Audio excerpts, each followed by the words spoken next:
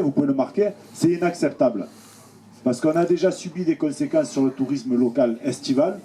On ne veut pas en subir parce que ces conséquences, c'est une augmentation du nombre de chômeurs sur le département. Et on est déjà sur un taux des plus élevés de la région PACA. On ne veut pas en subir parce que les routes, elles ne sont pas propres cet hiver. Donc hors de question de toucher au niveau des routes et hors de question de toucher à la rémunération des salariés. C'est ça notre mot d'ordre. Maintenant, c'est eux qui ont la balle. C'est à eux de réfléchir. Ils peuvent faire des propositions, ils savent les faire. S'il en arrive une demain de proposition, eh bien vous la fera. Notre rôle après, c'est de vous la faire connaître et de vous demander quel est votre avis par rapport à cette proposition.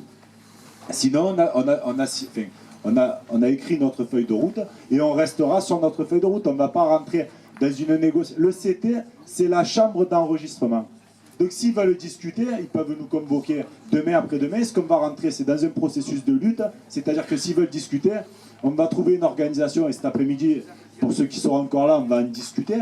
Mais c'est-à-dire qu'on va se faire accompagner de représentants de un peu de chaque endroit. Et ils ne discuteront pas seulement avec la CGT. Ils discuteront avec les salariés qui ont décidé aujourd'hui de se mobiliser pour défendre leur rémunération et le service public. Parce qu'il faut qu'ils comprennent que ce n'est pas avec un petit CT qu'ils pourront changer la face du monde. Maintenant, ils ont affaire aux salariés et nous, on va jouer notre rôle d'organisation syndicale. On est une organisation syndicale de salariés.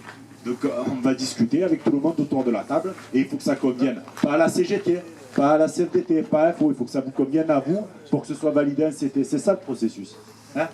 Tes paroles sont fortes et c'est vrai qu'avant le 22, si tu pouvais avoir un article en disant ce que tu as dit de la Provence ou quoi, ça serait bien. Ça avait fait un peu déjà...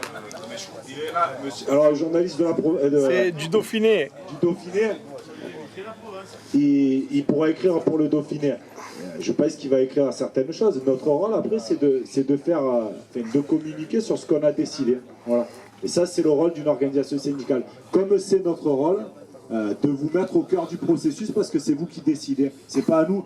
Ils arriveraient demain avec une proposition, c'est pas à nous de remettre en cause le processus qu'on a décidé aujourd'hui.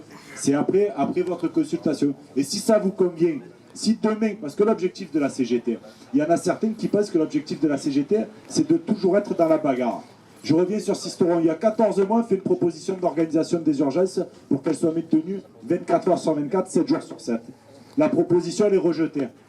14 mois de lutte, c'est notre proposition qu'ils ont remis sur la table. Donc nous, notre objectif, c'est pas d'être toujours dans la lutte. Par contre, c'est de porter les propositions des travailleurs. Et là, vous en avez tous des propositions. Donc qui les écoutent, qui les écrivent et on validera au niveau du comité technique sans aucun problème. Et si on peut sortir de la situation avant le 22 sans une journée de grève, ben la CGT, elle sera contente.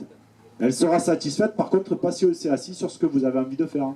C'est pas en s'asseyant sur les revendications des travailleurs.